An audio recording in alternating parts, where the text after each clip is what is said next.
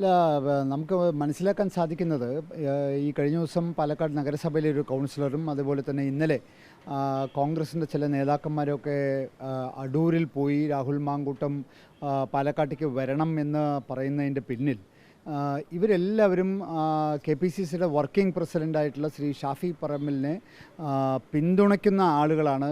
ഇതിൻ്റെ പിന്നിൽ ശ്രീ ഷാഫി പറമ്പിൽ തന്നെയാണ് എന്നാണ് നമുക്ക് മനസ്സിലാക്കുന്നത്. എന്തായാലും ഒരു കാര്യം വ്യക്തമാണ്, പ്രതിപക്ഷ നേതാവ് എടുക്കുന്ന നിലപാടിന് പുല്ലുവിലയാണ് ഇവിടുത്തെ കോൺഗ്രസ് നേതാക്കന്മാർ ഇത് കണ്ടിരിക്കുന്നതെന്നാണ് നമുക്ക് മനസ്സിലാക്കാൻ സാധിക്കുന്നത്. എന്തായാലും ഇത് രാഹുൽ മാങ്കൂട്ടം പാലക്കാട്ടേക്ക് വരുന്നത് ഉചിതമായിരിക്കില്ല എന്ന് തന്നെയാണ് ഭാരതീയ ജനതാ പാർട്ടിയുടെ അഭിപ്രായം. കാരണം ഒട്ടനവധി സംഘർഷങ്ങൾക്കത് കാരണമായേക്കാം. അത് ഒഴിവാക്കുന്നതാണ് ഏറ്റവും നല്ലത് എന്ന് തന്നെയാണ് നഗരസഭാ വൈസ് ചെയർമാൻ എന്ന രീതിയിൽ എൻ്റെ അഭിപ്രായം.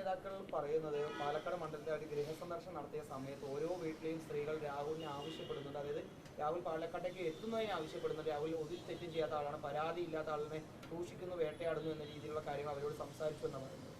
അല്ല, അതിലൊന്നും എന്തെങ്കിലും ഒരു വാസ്തവമുണ്ടെന്ന് എനിക്ക് തോന്നുന്നില്ല. കാരണം പൊതുജന മധ്യത്തിൽ ഇത്രയും ഗുരുതരമായ ആരോപണം നേരിടുന്ന ആൾ ഇനി എന്തടിസ്ഥാനത്തിലാണ് അദ്ദേഹം ഇവിടെ വന്ന് പ്രവർത്തിക്കാൻ പോകുന്നത്? എന്ത് ധൈര്യത്തിലാണ് ഒരു സഹോദരിക്കോ ഒരു അമ്മയ്ക്കോ ആ ഓഫീസിൽ കയറി ചെല്ലാൻ സാധിക്കുക? ഇനി ഒന്നും വേണ്ട, ഇനി ആ ഓഫീസിൽ നിന്ന് ഇറങ്ങി വരുന്ന സ്ത്രീകൾ, നാട്ടുകാർ ഏത് കണ്ണിലാണ് അവരെയൊക്കെ കാണാൻ പോകുന്നത്? അപ്പോൾ അത് അത്തരത്തിൽ പറയുന്നതിന് എന്തെങ്കിലും ഒരു വിലയുണ്ട് അല്ലെങ്കിൽ വില കൽപ്പിക്കും പാലക്കാട്ടുകാരെന്ന് എനിക്ക് തോന്നുന്നില്ല. അപ്പോൾ രാഹുൽ മാങ്കൂട്ടം തന്നെ പറഞ്ഞത് എന്താ, എൻ്റെ ഭാഗത്തു നിന്നും പാലക്കാട്ടുകാർ തലകുനിക്കുന്ന ഒരു സംഭവം എൻ്റെ ഭാഗത്ത് നിന്ന് ഉണ്ടാവില്ല എന്ന് പറഞ്ഞിട്ട് ഇപ്പോൾ എന്താ സ്ഥിതി? അദ്ദേഹം MLA ആയിട്ട് ഒരു വർഷം തികഞ്ഞിട്ടില്ല. അപ്പോഴേക്കും പാലക്കാട്ടുകാർ സത്യത്തിൽ നാണം കെട്ട് തലതാത്തി പോകേണ്ട ഒരു സ്ഥിതിവിശേഷം തന്നെയല്ലേ ഉള്ളത്.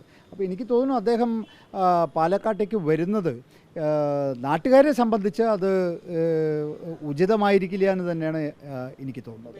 പാലക്കാട്ടേക്ക് എത്തിയാൽ സ്വാഭാവികമായി ഒരു MLA എന്ന നിലയിൽ ഇനിയും മുനിസിപ്പാലിറ്റിയുടെ വിവിധ പരിപാടികൾ ഉദ്ഘാടന വേളയിലൊക്കെ പങ്കെടുക്കേണ്ടി വരും. മുനിസിപ്പാലിറ്റി എന്താണ് തീരുമാനിച്ചിട്ടുള്ളത്? നേരത്തെ മുനിസിപ്പൽ ബസ് സ്റ്റാൻഡ് ഉദ്ഘാടന വേളയിൽ നിന്ന് മാറ്റി നിർത്തിയ പോലെ ഇനി മാറ്റി നിർത്താമെന്നുള്ള തീരുമാനത്തിൽ തന്നെയാണ് മുനിസിപ്പാലിറ്റി. അല്ല, ഇത്തരത്തിലൊരാൾ, ഒരു ആരോപണം നേരിടുന്ന ഒരു വ്യക്തി പൊതുജന മധ്യത്തിൽ എങ്ങനെയാണ് നമുക്ക് അദ്ദേഹത്തെ ക്ഷണിക്കാൻ സാധിക്കുക? അദ്ദേഹം ഈ പറയുന്ന അന്വേഷണം നേരിട്ട് അദ്ദേഹം കുറ്റക്കാരനല്ലെന്ന് പൊതുസമൂഹത്തിന് ബോധ്യം വരുന്ന സമയത്ത് മാത്രമേ അത്തരത്തിലുള്ള സംഗതികളൊക്കെ ചിന്തിക്കാൻ സാധിക്കുകയുള്ളൂ. അപ്പോൾ അതുവരെ അദ്ദേഹം ഈ അന്വേഷണം കഴിയുന്നവരെ അതിനോട് സഹകരിക്കുക, തൽക്കാലം ഇതിൽ നിന്ന് മാറി നിൽക്കുക. ഇനി എന്തായാലും ഇനി ഒരു ഫെബ്രുവരിയിലൊക്കെ നിയമസഭയുടെ നോട്ടിഫിക്കേഷൻ വരുമെന്നാണ് പറയുന്നത്. അപ്പോൾ അതനുസരിച്ച് അത് നോക്കുന്ന സമയത്ത് ഇനി ആകെ 4-5 മാസമേ ഉള്ളൂ. ഇനി വെറുതെ പാലക്കാട്ടുകാരെ ബുദ്ധിമുട്ടിക്കുന്നതിൽ അർത്ഥമുണ്ടെന്ന് എനിക്ക് തോന്നുന്നില്ല. അദ്ദേഹം സമാധാനമായിട്ട് ഇരിക്കുന്നതാണ് അദ്ദേഹത്തിനും നല്ലത്, പാലക്കാട്ടുകാർക്കും നല്ലത്. അദ്ദേഹം വരാതിരിക്കുന്നതാണ് പാലക്കാട്ടുകാർക്കും നല്ലതെന്നാണ്. നഗരസഭയുടെ പരിപാടികളിൽ ഇപ്പോൾ എന്തായാലും നമ്മൾ ക്ഷണിക്കാനൊന്നും നമ്മൾ ഉദ്ദേശിച്ചിട്ടില്ല. അദ്ദേഹം മാറി നിൽക്കുന്നതാണ് നല്ലതെന്ന് തന്നെയാണ്